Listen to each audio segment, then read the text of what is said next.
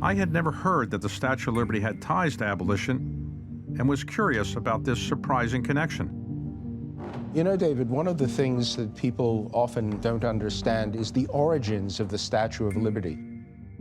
If we take a look at the statue, there is a little piece of chain under the left foot of the statue. That's all you can see of what was originally the crushing of the chains of bondage by Miss Liberty, which symbolized the ending of slavery.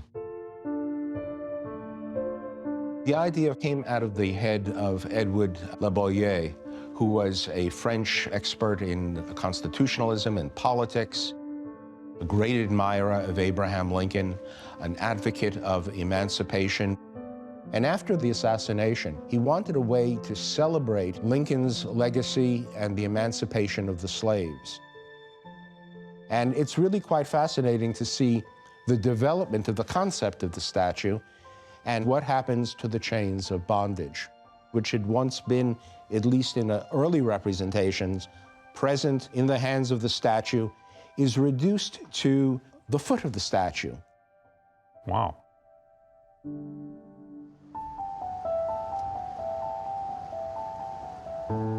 James Baldwin once said that history makes the present complete. I wanted to investigate more about the history of the statue's origins with my friend Lonnie Bunch, head of the Smithsonian Institution. I did not know that the Statue of Liberty had any connection to abolition and Reconstruction. I thought I knew a lot about history, but I didn't know that. Yes. When the idea was conceived, it was a celebration of emancipation.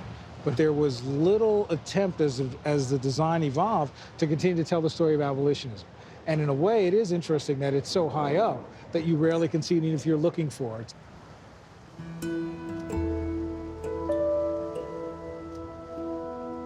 I think you tell a great deal about a country by what it remembers.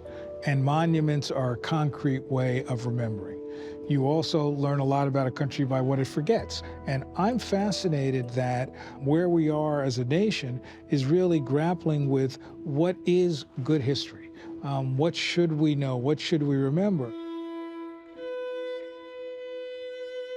The story of the initial conception is little known. The notion that the leader of the French anti-slavery society really wanted to celebrate Abraham Lincoln and celebrate the abolition of slavery. But over time, as people began to think about what the ultimate final design would be, abolitionism slowly became less important.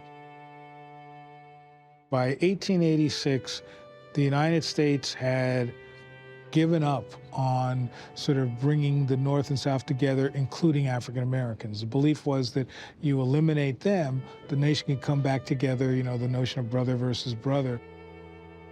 And so there wasn't a real interest to talk about slavery. So this really became a symbol that was available to be embraced for other things.